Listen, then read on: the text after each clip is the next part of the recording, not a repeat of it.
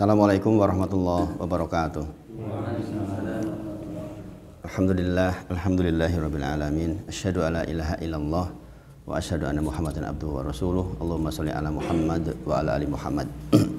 Kita bersyukur kepada Allah atas nikmat yang Allah berikan kepada kita, khususnya nikmat umur yang tentu saja ini menjadi bekal utama kita beribadah kepada Allah.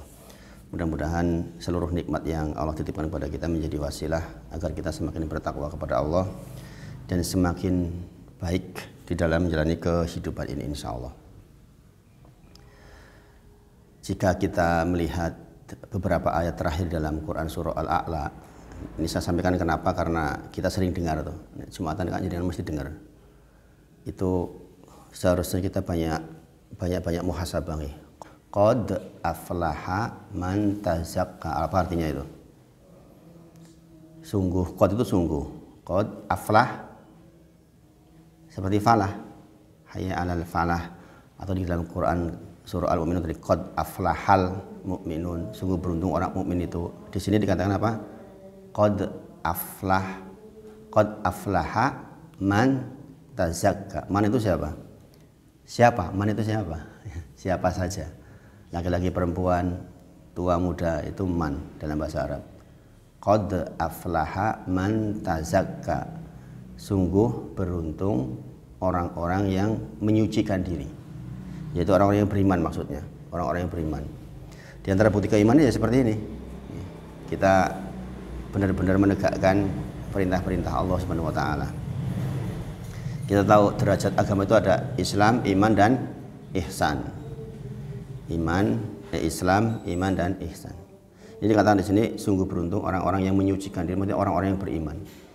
Yang kita pelajari ini bagian dari keimanan kita kepada Allah. Itu tentang syarah tauhid ini. Wa dzakara asma rabbih fashola. Kemudian dia banyak mengingat Allah dan dia sholat. Kalau dalam terjemahan Kemenang itu sembahyang, maksudnya sholat.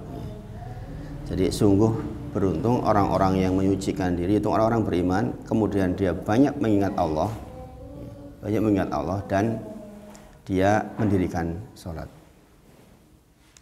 Wa dzakara asma rabbih fashola. Bal tu'thirunal hayatad dunya. Tetapi kebanyakan orang-orang memilih kehidupan dunia. Ya kan? Kesibukan yang teramat sangatlah.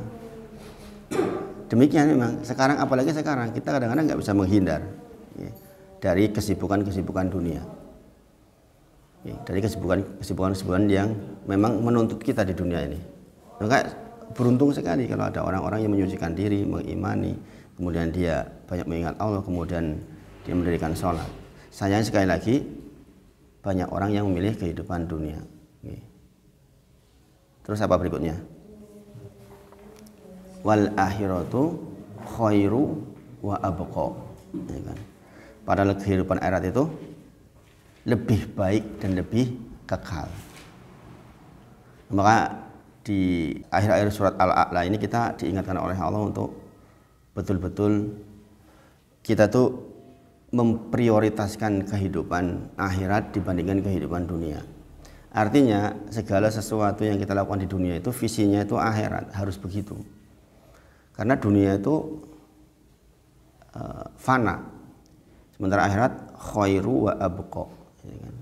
Dia lebih baik dan lebih kekal. Jadi dikatakan aqyas adalah orang-orang yang, aqyas maksudnya cerdas ya, dikatakan cerdas adalah orang-orang yang banyak mempersiapkan atau beramal untuk kehidupan setelah kematian. Ya apalagi kayak kita yang sudah di atas 40 seperti ini kan sebenarnya sudah 2/3 lebih kita menggunakan waktu kita hidup. Ya kan? Kita tuh sebenarnya sudah harus siap-siap menghadap kepada Allah Subhanahu wa taala. Saya keliling di Jogja itu kehilangan jamaah itu bukan cuma 1-2 kali gitu. Jadi makanya bisa merasakan betul itu. Yang paling banyak Gunung Sempu yang paling banyak. Sudah mungkin dari sejak saya ngajar di situ tuh mungkin sudah lebih dari 6 tokoh-tokohnya, dari ketua takmirnya, imam utamanya pertama yang meninggal, kemudian ketua takmirnya, ketua PHBI Taman Tirto Selatan Pak Al-Ghafar itu juga sudah meninggal. Kemarin terakhir Pak Mario. Jadi kita itu harus menjadi orang yang akyas, orang yang cerdas. Yang oleh Rasulullah disebut adalah orang-orang yang banyak mengingat kematian dan mempersiapkan kehidupan setelah kematian. Karena apa, sekali lagi, dia khairu wa abqa. Dia itu lebih baik dan lebih kekal. Mudah-mudahan upaya kita mempelajari risalah Nabi Muhammad SAW ini mudah-mudahan menjadi jalan kebaikan buat kita sehingga kita bisa masuk surganya Allah Subhanahu wa taala. Kita sampai kepada dalil yang pertama. Kemarin kita balik dulu ya ke tauhid dulu. Yang tafsirnya sebentar. Kemarin kita sudah belajar wa ma khalaqatul jinna wal insa illa liya'budun. Insyaallah itu dalil pertama yang diangkat di dalam kitab ini dan kita sudah pelajari dalam insyaallah. Yang kedua adalah wa laqad ba'atsna fi kulli ummatin rasulan an ibudullah wajtanibu taghut. Itu surat An-Nahl ayat ke-36. Quran surah An-Nahl ayat ke-36. Ini diingat-ingat ya. Jadi itulah mengapa bahwa di ujung dunia pun tetap orang kok mengerti bahwa ada Allah. Ya, karena memang kepada masing-masing umat itu diutus Rasul. Sehingga mengerti sesungguhnya ya, bahwa dia harus menyembah kepada Allah Subhanahu wa taala. Apalagi di zaman seperti sekarang ini ya, zaman teknologi sampai ujung puncak gunungnya ngerti Islam. Ya, tinggal mau apa tidak. Karena seluruhnya sudah terjangkau lewat dakwah yang tersebar sangat merata. Nah, ayat ini sisi pendalilannya adalah sebagai penjelas bagi dalil pertama, yaitu wa ma khalaqtul jinna wal insa illa liya'budun. Karena kita diperintahkan untuk beribadah, berarti kan harus ada panduannya. Iya enggak? Enggak mungkin Allah turunkan perintah kok enggak ada panduannya. Ini sekaligus bahwa ya kita harus ikut panduan itu. Ikut panduan itu, jangan mengada-adakan sendiri. Kalau mengada-adakan sendiri maka tertolak. Jadi ini pernyataan jelas. Ada 124.000 nabi loh diturunkan di bumi ini. Rasulullah yang menyebutkan ada 124.000 nabi dan rasul. Yang tersebut di dalam Al-Quran ada 25. Tapi keseluruhannya ada 124.000. Rasulullah kabarkan pada kita untuk membawa risalah ini. Pasal dikatakan walaqad ba'asna fi kulli ummatin rasula an ibudullah wajtanibu taghut. Jadi memang pada masing-masing kaum dikirim. Jadi sangat mungkin dulu di Jawa juga ada. Gitu. Karena memang kepada masing-masing kaum dikirim Rasul. Jadi dalil pertama menjelaskan bahwa ibadah adalah tujuan penciptaan manusia dan jin. Kemarin kita sudah pelajari. Adapun dalil yang kedua ini menjelaskan bahwa ibadah yang dimaksud adalah ibadah yang disertai dengan meninggalkan tauhid. Jadi di dalam ayat kedua ini ada keterangan gini. Kalau kita menyembah kepada Allah, konsekuensinya maka meninggalkan sesembahan kepada selain Allah. Ini penting di kalimat ini. Ini kalimat ini penting banget. Kalau kita menyembah kepada Allah, maka konsekuensinya berarti meninggalkan sesembahan selain Allah. Faham maksudnya? Kalau kita minta kepada Allah, ini kalau diterjemahkan, kalau kita minta kepada Allah berarti konsekuensinya kita tidak minta kepada selain Allah. Ini namanya nafi dan isbat. Nafi itu peniadaan, isbat itu penetapan. Sidang isbat itu loh, menetapkan hari. Nafi itu peniadaan, la ilaha illallah. Ini sama di sini nih, bahwa kita menyembah Allah itu berarti isbat. Maka konsekuensinya nafi, menjauhi sesembahan selain Allah yang sering disebut dengan istilah tauhid. Jangan disalah mengerti, ISIS itu mengatakan tauhid itu polisi tauhid. Itu keliru besar. Nanti disebutin tauhid itu apa. Jadi dalil kedua ini, An-Nahl 36 ini menyebut demikian.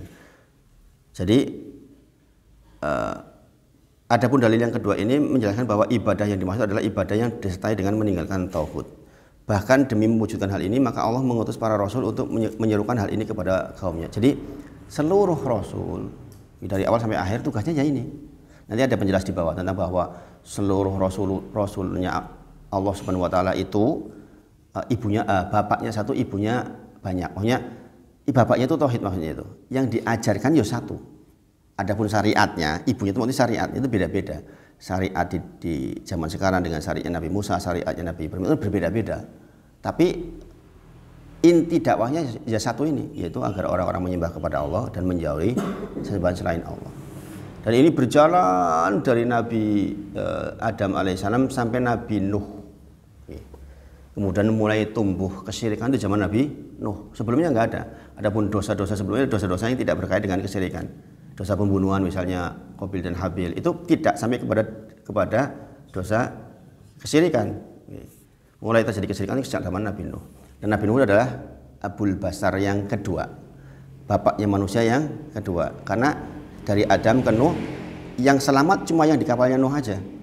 Jadi kalau orang liberal jawabannya pret. Orang liberal tuh mana ada kayak gitu. Gitu orang liberal kayak gitu. Jangan kaget. Temu orang liberal gitu. Alah mana ada kayak gitu. Karena mereka membaca Al-Qur'an itu tidak diyakini, tidak diimani. Orang-orang orientalis. Jadi sembahlah Allah, Ani'budullah itu seperti ilallah di dalam kalimat la ilaha illallah itu loh. Ya kan? Sementara menjauhi tauhid, wajtanibu tauhid, menjauhi tauhid berarti la ilaha. Paham nggih? Makanya diantara dalil rukun la ilaha illallah ya ini salah satunya. Kita kan sudah belajar tentang rukun la ilaha illallah, yaitu ada dua. Rukun la ilaha illallah yang pertama apa? Nafi, itu berarti meniadakan. Tapi bukan berarti mengosongkan, jadi jangan salah ya. Saya dulu pernah aktif di lembaga kemahasiswaan. Kita itu muhasabah untuk menghilangkan dulu Tuhan. Maksudnya ini la ilaha ini maksudnya. Kosongkan dulu. Pokoknya kosongkan dulu, gak ada Tuhan gitu. Itu tuh sesuatu yang bersambung. Jangan kemudian gak ada Tuhannya kelamaan. Gak ada Tuhan dulu, surah sholat, gak ada Tuhan. Baru nanti setelah ketemu menetapkan, bukan begitu maksudnya. Bahwa la ilaha menghilangkan ya saat itu. Bahwa memang gak ada kok selain Allah itu Tuhan. Gak ada Tuhan maksudnya. Makanya kalau jangan perhatikan ketika Zakir Naik ditanya orang ateis ya kan, tentang masalah kalau segala sesuatu ada penciptanya, lantas kenapa Allah nggak ada penciptanya? Pertanyaannya gitu kan. Ya kalau ada penciptanya namanya bukan Allah dong gitu. Ya kan, dia azali, dia tidak ada awalnya, tidak ada akhirnya. Kalau ada awal dan akhirnya ya itu namanya makhluk, bukan kreator, bukan pencipta maksudnya. Maka saya kira ini mengatakan selamat kepada Anda. Orang ateis ini bingung. Loh kok selamat? Selamat atas apa? Karena engkau sudah mengucapkan separuh keislaman, yaitu apa? La ilaha. Tidak ada Tuhan. Orang ateis kan nggak mengaku adanya Tuhan ya kan? Orang Gusti Allah kok. Menurut orang ateis. Tinggal ilallah gitu. Dibandingkan dengan orang Nasrani. Kalau Nasrani kan sudah menetapkan. Mereka sudah menetapkan la ilaha illa Yesus, ya kan? Nah, jadi orang yang beragama itu justru lebih berat. Orang ateis sudah separuh jalan masuk Islam, tinggal ilallah itu maksudnya. Sudah la ilahanya sudah. Tidak ada Tuhannya sudah mereka. Tinggal ilallah. Jadi sini disebut jadi ani'budullah wajtanibu tauhid. Jadi dari ayat ini kita tahu kita tuh nggak bisa mengatakan kita menyembah Allah, tapi di sisi lain kita punya kepercayaan lain yang mendampingi itu. Nggak akan sempurna Islam seseorang kecuali ani'budullah wajtanibu tauhid. Menyembah kepada Allah di satu sisi ya dia nggak percaya kepada apapun selain Allah untuk disandari, untuk dimintai, untuk diharapkan, nggak ada. Jadi nggak logik kalau ada orang rajin sholat ke masjid masih minta-minta kepada dukun misalnya, minta-minta kepada penunggu sebuah tempat, minta-minta kepada laut kidul, minta-minta kepada penunggu gunung, minta kepada apapun selain Allah. Ini nggak benar berarti dia nggak cukup syarat la ilaha illallahnya. Dan ini banyak terjadi sekarang. Kenyataannya begitu dari sejak zaman dulu sampai hari kiamat. Yang nggak belajar ya akan terjadi seperti itu. Dikira itu biasa-biasa saja. Ini barang hilang ya yang ngomong pinter lah masa sih itu loh. Itu kan bukti bahwa dia tidak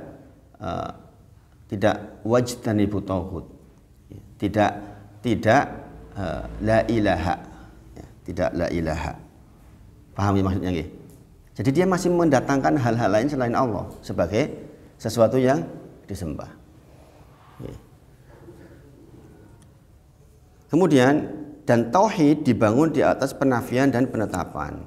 Kalimat la ilaha illallah itu dibangun di atas peniadaan dan penetapan. Memang begitu. Jadi sebenarnya sederhana ilmu tauhid itu sebenarnya. Kalau yang perhatikan ini kan sebenarnya sederhana banget Mas Denny, Mas Denny. Sederhana banget sebenarnya. Tapi prakteknya itu banyak yang menyimpang. Ya mereka itu masih sholat ke masjid, masih berdoa ya enggak? Kan masih berdoa. Pelaku kesyirikan naudzubillah, kan mereka kadang-kadang masih ke masjid, masih berdoa, masih sembahyang, masih sholat. Tapi di waktu yang bersamaan masih meminta kepada sesuatu yang dianggap punya kekuatan di sisi Allah. Enggak, aku enggak mintanya enggak ke dia kok. Ini cuma jadi wasilah saja kok. Ini itu biasanya alasannya. Ya kan? Saya itu siapa? Yang mati ini dulu orang soleh banget loh. Dia lebih dekat kepada Allah. Masa iya saya minta langsung kepada Allah? Kenapa enggak lewat dia yang jauh lebih baik? Coba lihat dengan di medsos itu yang betul kan seperti banyak banget itu. Yang lah saya itu siapa? Kalau kita dengan orang soleh kan, kalau orang solehnya masih hidup minta didoakan iya. Itu syariat Islam. Jangan minta doa kepada orang soleh, iya. Kalau orang soleh itu udah meninggal, sudah nggak punya hak apa-apa. Kemudian, dan inilah makna la ilaha illallah. Jadi walaqad ba'asna fi kulli ummatin rasula ani budullah wajtanibu taghut. Ya inilah makna la ilaha illallah yang dengannya kita masuk surga. Yang menjadi miftahul jannah, yang menjadi kunci surga. Nah, apa arti tauhid? Para ulama menyebut setiap yang diagungkan, dan perhatikan ini. Jadi jangan sampai jadi ISIS. Tauhid adalah setiap yang diagungkan selain Allah dengan disembah, ditaati, dipatuhi, baik yang diagungkan itu berupa batu, manusia ataupun setan, atau dari kalangan jin, atau apapun itu. Para ulama menyebut, dan ada tambahan, dan yang diagungkan itu ridho. Kenapa? Ada yang diagungkan, ditaati, dihormati, tapi yang bersangkutan nggak ridho. Contohnya Yesus atau Nabi Isa lebih tepatnya. Dia diagungkan, ditaati, dituhankan, tetapi dia nggak ridho. Yang demikian bukan tauhid namanya. Tauhid itu setiap yang diagungkan selain Allah, kemudian dia disembah, ditaati, dipatuhi dari berbagai macam bentuknya, apakah itu pohonkah, atau itu gunungkah, atau itu setankah, atau itu ibliskah, itu tauhid. Dan yang disembah itu dia ridho. Makanya tentang yang kemarin Mas Denny, tentang kita berorganisasi itu Mas Denny, itu sebenarnya jadi pembahasan lama saya juga itu, tentang bagaimana kita dakwah bilhal itu. Kenyataannya memang kita butuh bersatu dalam kesatuan itu. Tapi memang kalau untuk sampai level organisasi memang kadang-kadang khawatirnya masuk ke dalam hadis kita itu dakwah tidak ila Allah itu loh Mas, jadi dakwah ila organisasi itu loh. Kenyataannya saya juga mau bikin program juga kalau nggak punya lembaga resmi kadang-kadang susah. Ini memang faktanya begitu. Ini saya berencana untuk melembagakan lembaga kecil ya, TPQ, tapi untuk ibu-ibu. Ini kan pesertanya udah 30 orang. Ya berkahnya. Saya udah bilang sama istri sebenarnya, kamu tuh punya passion banget untuk ngajar seperti ini. Sedikit orang yang bisa ngajar tahsin kayak kamu begini ini. Orang pasti suka, orang pasti paham. Karena model pembelajaran dengan modeling itu kan lebih bagus ya Mas Jono ya. Yang kalau model dulu kan kita datang setor, ya kan. Abata, udah mundur, maju gitu kan. Nah yang bagus ya modeling, dibacakan oleh ustadznya sekali, dua kali, termasuk pemahaman nadanya sampai harus betul. Kemudian orang 1, 2, 3, ada 6 orang misalnya, dia bunyi. Yang ini mengoreksi yang ini otomatis kan. Bunyi. Padahal karena dia udah 6 kali nih, ya kan. Kalau satu putaran belum bagus, diulang lagi. Sehingga progres satu kelompok ini sama. Satu kelompok ini progresnya sama. Nah, ini kan model seperti ini kalau ustazahnya nggak tenanan banget, ya iso. Karena modeling itu dia yang dicontoh langsung. Kalau mau sekedar nih baca itu beda. Ini ternyata Masya Allah ya, saya juga nggak nyangka sedemikian cepat gitu maunya.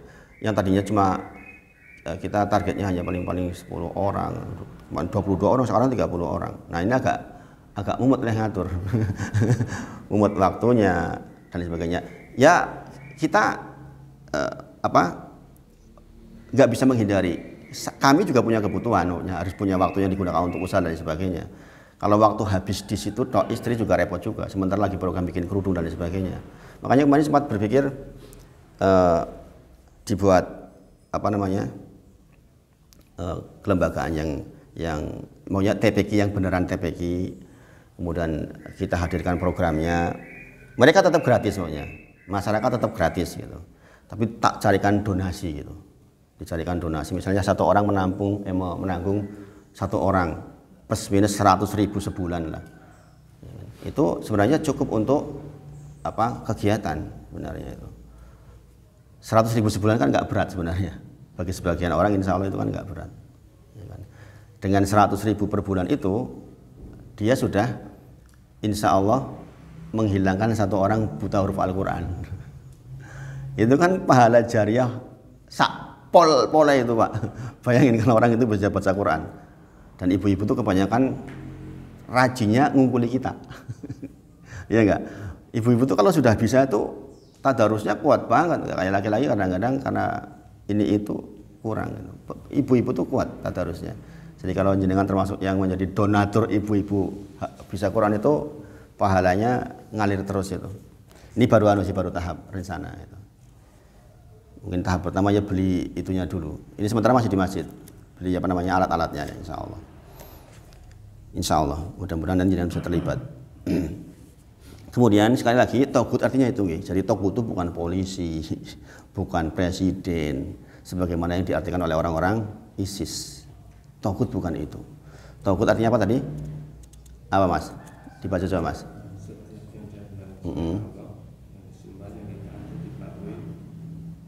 Baik yang diagungkan dan dia ridho, yaitu. Jadi itu arti togut. Ibnu Jarir At-Tabari berkata, pendapat yang benar menurutku tentang togut yaitu semua yang melampaui batasannya. Ini pendapatnya Ibnu Jarir. Lalu diibadahi selain Allah, apakah dengan paksaan darinya kepada orang yang menyembahnya, ataukah karena ketaatan orang yang menyembahnya kepadanya? Apakah yang disembah itu manusia atau setan atau berhala atau patung atau apapun juga. Ini pendapatnya Ibnu Jarir. Sama sebenarnya seperti itu. Jadi menjauhi togut berarti maksudnya wajtanibu togut. Ini penting. Saya lambat-lambat ini. Bab tauhid itu saya lambat-lambat. Karena ini intinya agama ini. Intinya agama. Menjauhi togut, wajtanibu togut tadi maksudnya di dalam ayat tadi itu. Walaqad ba'asna fi kulli ummatin rasula ani budullah wajtanibu togut. Menjauhi togut maksudnya adalah mengingkarinya. Ini kata-kata ini penting, yaitu mengingkarinya. Mengingkarinya berarti tidak menyembah dan tidak memujanya dalam bentuk dan cara apapun. Ini penting. Pokoknya dalam bentuk dan cara apapun, misalnya disamar-samar ke. Lah saya kan ya jane-jane orang nyembah, jane-jane itu loh. Maka kita mengingkarinya dalam bentuk dan cara apapun. Jadi memang benar-benar kosong dari yang namanya tauhid. Ini namanya memurnikan tauhid ini. Jadi kita benar-benar hati kita tuh hanya kepada Allah tok. Itu. Ini tenang banget loh. Orang kalau sudah sampai level itu tuh tenang banget loh. Karena hati kita tuh hadir. Kita sholat, hati kita juga menghadap kepada Allah Subhanahu Wa Taala. Hati kita juga menghadap, bukan cuma fisik yang menghadap, hati kita menghadap kepada Allah Subhanahu Wa Taala. Nanti di Miftahul di minggu depan insya Allah sudah mulai masuk tentang pendalaman duduk di antara dua sujud. Itu jenengan harus hadir itu. Karena apa? Itu penting banget itu. Penting banget nanti itu. Karena apa? Itu salah satu bagian yang sangat dalam di dalam kaidah sholat kita. Nanti kita akan belajar tentang cara duduk. Mengapa duduknya iftiros misalnya. duduk di antara dua sujud itu iftiros. Karena memang paling banyak Rasulullah melakukan duduk itu iftiros. Jadi kalau jenengan bertanya, mana sih yang paling sahih duduk untuk berdoa? Sebenarnya bukan taruh kayak gini. Sebenarnya begini, iftiros. Jadi kalau jenengan berdoa, Rasulullah berdoa begini. Yang namanya iftiros, duduk tahiyat awal, bukan tarobu. Meskipun kalau boleh. Ini itu yang paling baik. Jadi duduk yang paling banyak dilakukan Rasulullah adalah duduk iftiros. Nanti kenapa malaikat Jibril datang langsung mengajarkan kepada Nabi Muhammad SAW dan kepada para sahabat tentang duduk? Karena kenyataannya hidup kita banyak duduk, ya kan? Kemudian duduk yang dibolehkan selain ini ketika antara dua sujud adalah duduk iqa. Yang nggak tahu tuh duduk iqa. Duduk iqa itu begini loh. Ini iqa ini. Ini berdiri dua-duanya. Ini namanya iqa. Ini boleh ini. Nah, yang terlarang itu yang begini ini. Ini terlarang ini duduknya setan ini, nggak boleh kayak gini nih. Tapi banyak loh orang yang duduk kayak gini kadang-kadang dilempar ke sini semua itu loh. Paham ya? Ini nggak boleh ini. Ini duduknya setan. Jenengan kalau lagi mikir, duduknya begini. Kakinya menyilang begini, ininya begini. Ini kita misalnya lagi ora paham sesuatu. Cipiya tuh jadi mau. Kayak gini nih, boleh ini. Yang nggak boleh bagaimana? Yang nggak boleh begini. Takhlil. Ini nggak boleh ini. Kita nggak boleh duduk seperti ini. Kenapa? Ini tasabuh kepada orang-orang Yahudi. Orang Yahudi duduknya begini. Begini juga nggak boleh. Kaki kita nggak nyilang. Kayak gini nggak boleh ini. Ini nggak boleh. Ini bukan duduknya Rasulullah. Apalagi tambah kayak gini. Kayak gini aja nggak boleh. Nah, yang boleh adalah disilangkan begini. Para salafun soleh, orang soleh itu kalau lagi merenung mikir tuh kayak gini nih. Kemudian Rasulullah juga sering duduk begini. Nah ini Rasulullah duduk begini sering. Disilangkan gini loh. Begini. Nggak boleh begini. Ini duduknya orang Yahudi nih. Nah ini hal-hal seperti itu tuh diatur di dalam agama kita. Itu nanti besok kita ajarkan ketika membahas tentang duduk di antara dua sujud itu. Rangkaiannya seperti itu. Insya Allah. Ini berangkat Pak Supri hari Jumat. Kalau nggak tahu jenengan.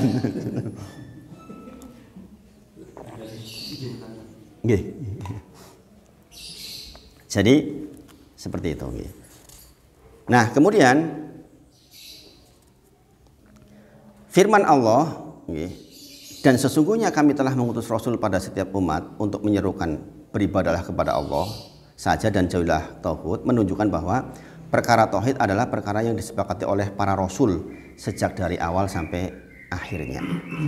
Makanya di sini dikatakan sebagaimana saya sampaikan pada jenengan tadi, al-anbiya, para nabi, ikhwatun min allat. Itu para nabi adalah saling bersaudara sebapak. Itu artinya. Wa ummahatukum syatta, ibu mereka berbeda-beda, wadinuhum wahid, adapun agama mereka satu.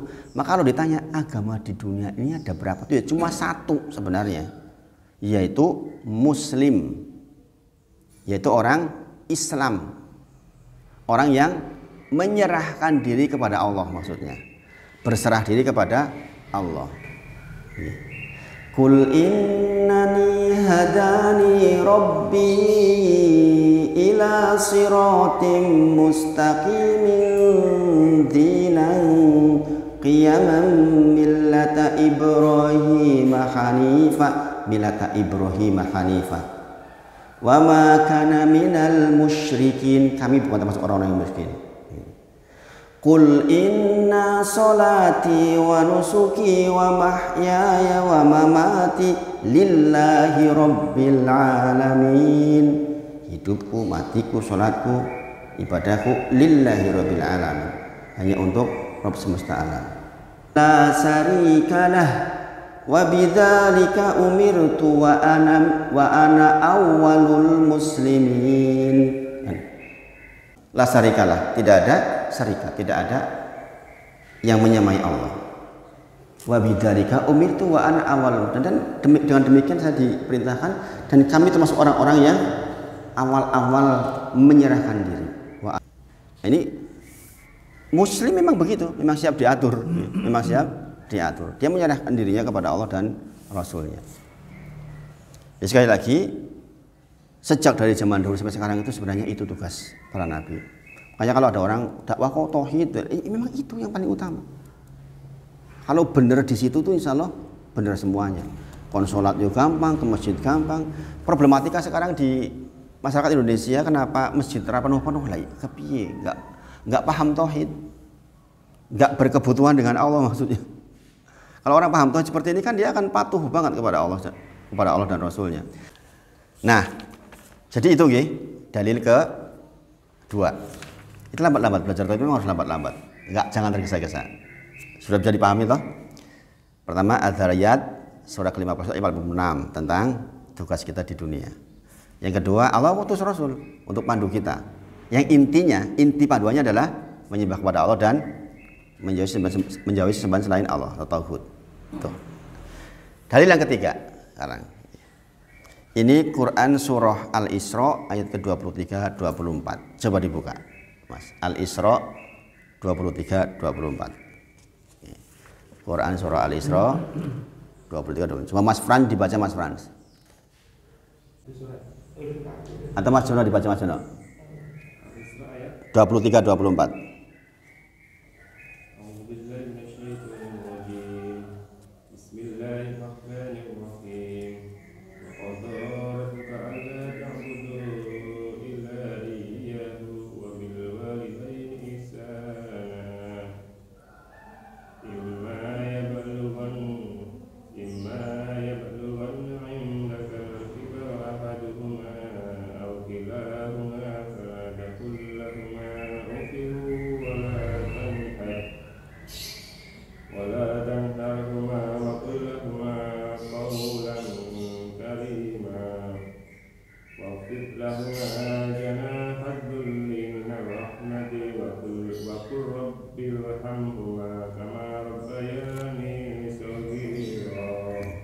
Sudah pernah dengar ayat itu belum Pak Supri?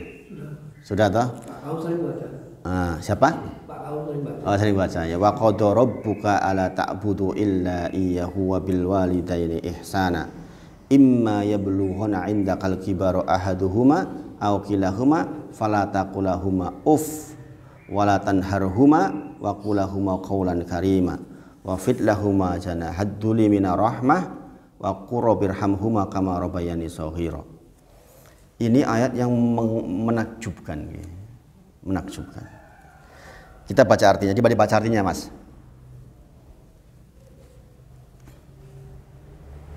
Dan Tuhanmu telah memerintahkan supaya kamu agar kamu jangan menyembah selain Dia dan hendaklah berbuat baik pada ibu bapa. Jika salah seorang di antara keduanya atau kedua-duanya sampai berusia lanjut dalam pemeliharaanmu, maka sekali-kali janganlah engkau mengatakan kepada keduanya berkata dan janganlah engkau membentak keduanya, dan ucapkanlah kepada keduanya perkataan yang baik. Dan hendakkanlah dirimu terhadap keduanya dengan penuh kasih sayang dan ucapkanlah, wahai Tuhanku, sayanglah keduanya sebagaimana mereka berdua telah mendidik aku pada waktu kecil. Ini diantara dalil kenapa kita berdoa Allahumma gfirli wali walidayya warhamhuma kama rabbayani shaghira. Dari dalil ini salah satunya. Jadi kalau jenengan ingin punya anak soleh kan anaknya baca kayak gitu itu. Seseorang diangkat derajatnya di surga, dia bertanya, apa ini ya Allah? Dikatakan istighfari waladikalakan, karena istighfar anak-anakmu. Ini panduannya. Allahumma gfirli wali walidayya warhamhuma kama rabbayani shaghira. Nah, apa sisi pendalilannya? Sisi pendalilannya adalah ayat ini adalah pada firman Allah, dan Tuhanmu telah memerintahkan supaya kamu jangan beribadah kecuali hanya kepada Allah. Inti yang akan diambil dari ayat ini sebenarnya adalah yaitu wa qadara rabbuka alla ta'budu illa iyyah. Dan Tuhanmu telah memerintahkan kepada kita supaya kita hanya menyembah kepada Allah saja. Itu sisi pendalilan dari ayat ini terkait dengan tauhid. Tetapi pembahasan di ayat ini ternyata dihubungkan dengan apa? Hubungan kita dengan orang tua kita. Maka nggak logik kalau ada orang sudah belajar tauhid, belajar agama benar, kok hubungan dengan orang tua bermasalah. Ini jelas ini masalah besar. Jadi ukukul walidain itu masalah besar. Jadi kalau kita berselisih dengan orang tua kita, walaupun mungkin orang tua kita dianggap tidak adil, nggak boleh kita berselisih. Banyak saya temui orang-orang yang gara-gara warisan itu berselisih dengan orang tuanya. Banyak. Nah ini kan bahaya banget. Jadi di sini dikatakan jelas banget bahwa di dalam ayat ini juga ada la ilaha illallah. Wa qada rabbuka alla ta'budu illa iyyah. Yaitu kata-kata nafyu atau penafian dan isbat atau penetapan sama seperti la ilaha illallah. Wa qada rabbuka alla ta'budu illa iyyah wa bil walidaini ihsana. Itu juga kalimat la ilaha illallah sesungguhnya. Itu menetapkan agar kita menyembah kepada Allah saja dan menghilangkan sesembahan selain Allah.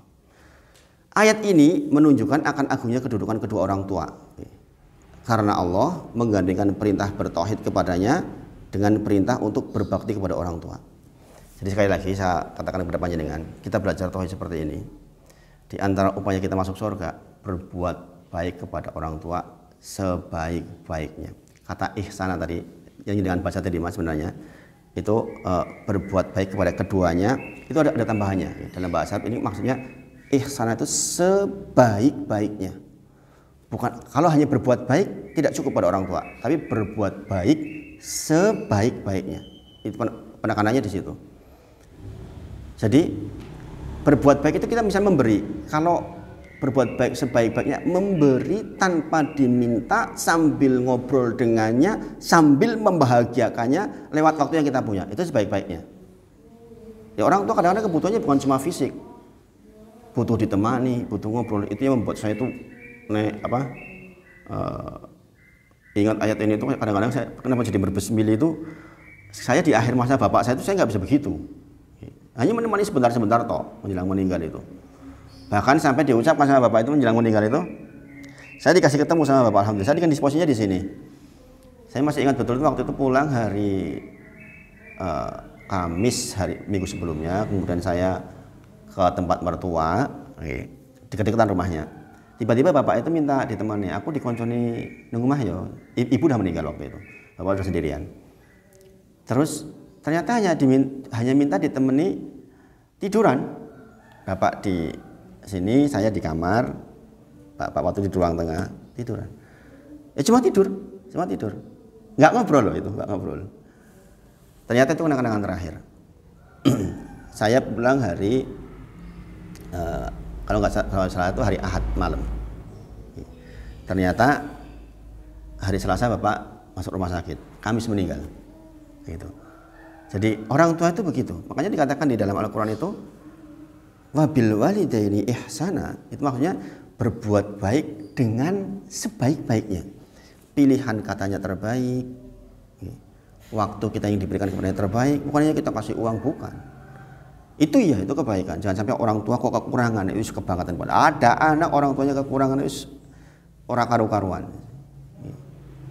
Jangan sampai ada orang tua kok kekurangan sementara dia punya anak. Itu udah lewat batas. Ayat ini menunjukkan begitu. Wa qada rabbuka alla ta'budu illa iyyahu wa bil walidaini ihsana. Para ulama menyebut wa bil walidaini ihsana itu adalah penyebutan untuk kalimat yang baik sebaik-baiknya. Itu tadi maksudnya. Kita datang itu baik, tapi kita datang dengan membawa sesuatu dengan kalimat terbaik, menemaninya, ngobrol, itu namanya berbuat baik sebaik-baiknya. Enggak cukup kita hanya lewat, ditemani. Orang tua tuh butuh ngobrol loh. Orang tua tuh butuh ngobrol dengan kita. Dia kan kadang-kadang jangan punya anak di pondok mas, ya kan, pengen ketemu toh mas, ya kan, ada rasa kangen sedemikian, ya kan, ya enggak. Berarti nanti kalau sudah tua, ya, putranya panjenengan lu terus kira-kira seperti ini rasanya kan, sama, jangan sampai tua tuh sama. Makanya Al-Quran menyebut wabil walidaini ihsana. Itu maksudnya ada waktu buat ngobrol, mijitilah kakinya, gitu. Ini sudah saya ajarkan sejak kecil ke anak-anak saya itu. Karena pengalaman saya sendiri, ya Allah. Makanya di antara dari ayat ini saya sama istri itu bilang, yo nek iso ki ya anaknya rasa aduh-aduh banget. Ketika tua.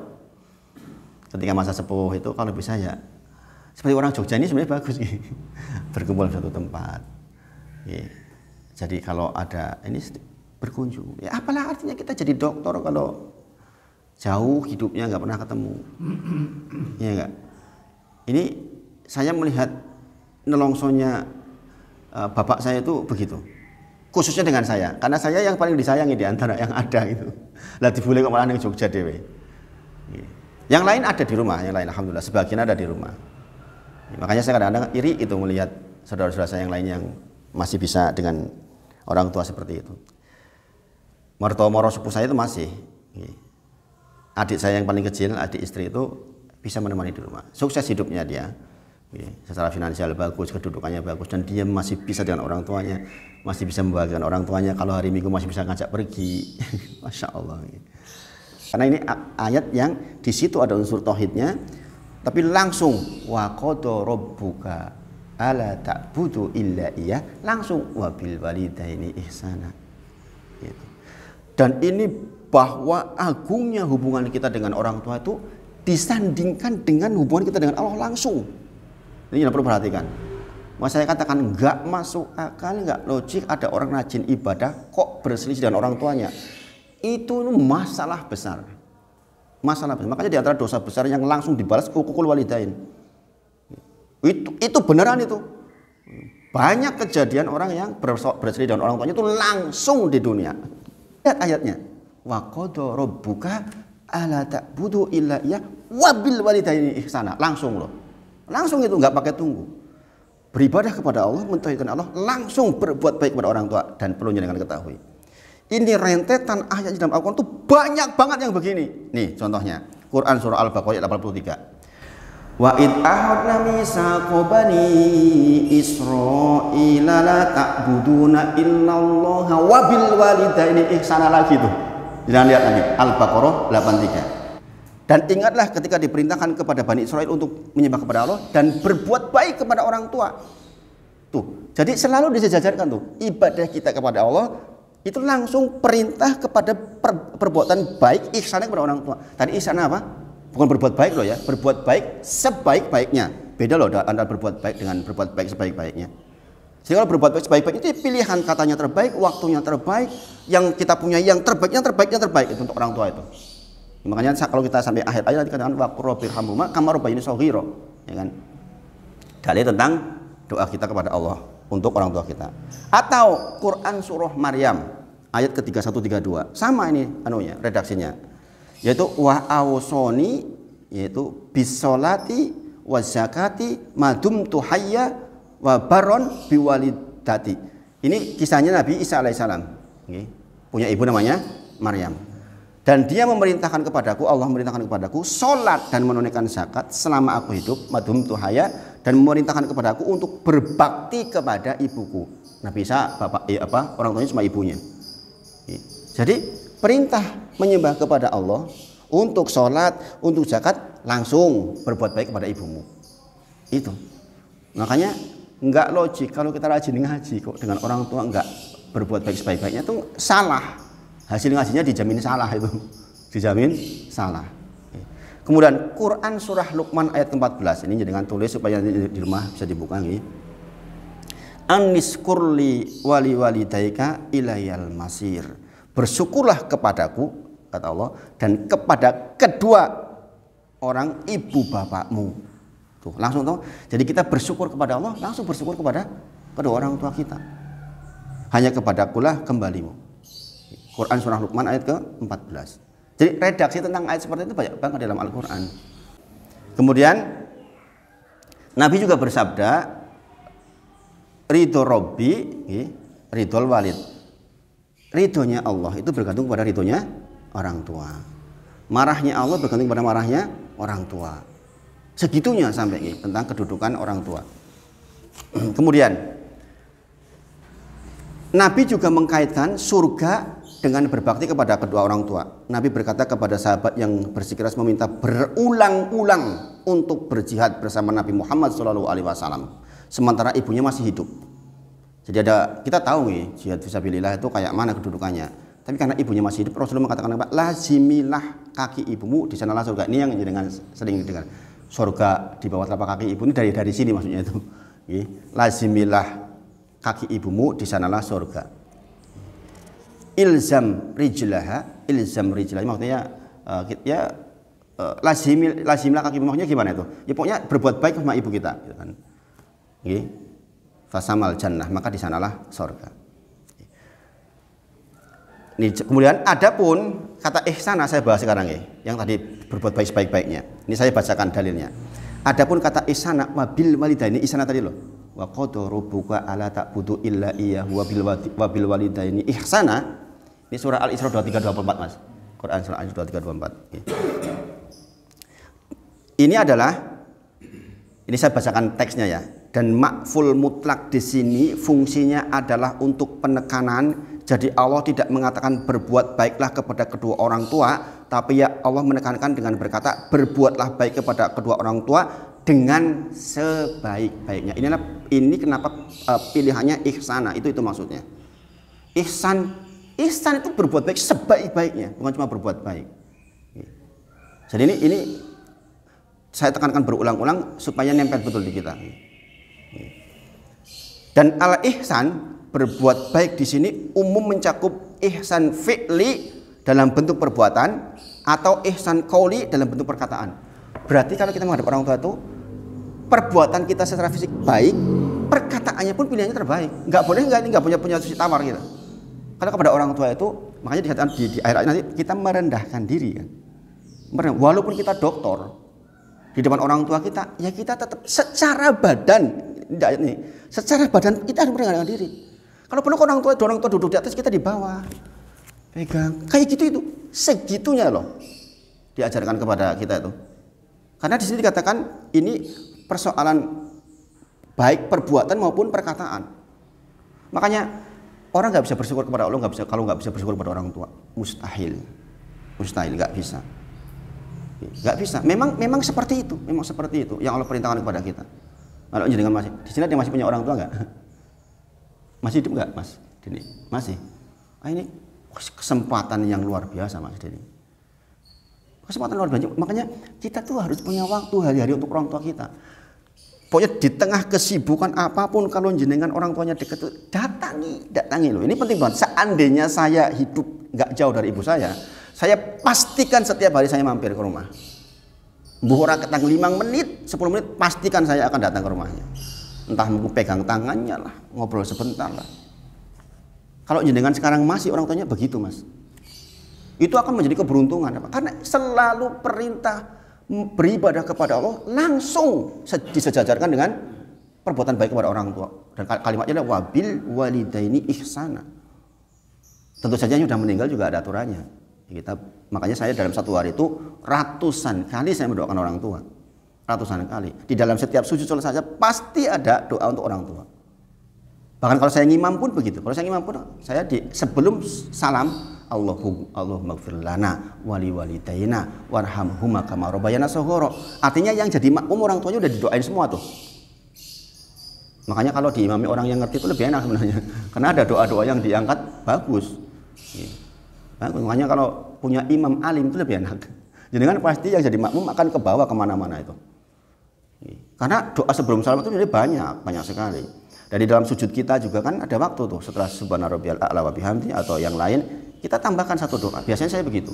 Dan salah satu doa yang tidak pernah ketinggalan ya doa untuk orang tua. Berarti kalau sehari kita sholat 17 kali plus dan di waktunya itu ratusan kali. Nah itu bentuk dari kita menyembah kepada Allah ya langsung dipraktikkan dengan berbuat baik kepada orang tua. Ini baru bagian awal ayat. Nah itu yang saya sampaikan pagi ini, ternyata sampai jam 6. Baru sedikit banget, ininya libur dulu. Mudah-mudahan Allah berkahi. Kita tutup dengan kafaratul majelis. Subhanakallahumma rabbana wa bihamdika asyhadu alla ilaha illa anta astaghfiruka wa atubu ilaik. Wa akhiru da'wana alhamdulillahi rabbil alamin. Assalamualaikum warahmatullahi wabarakatuh.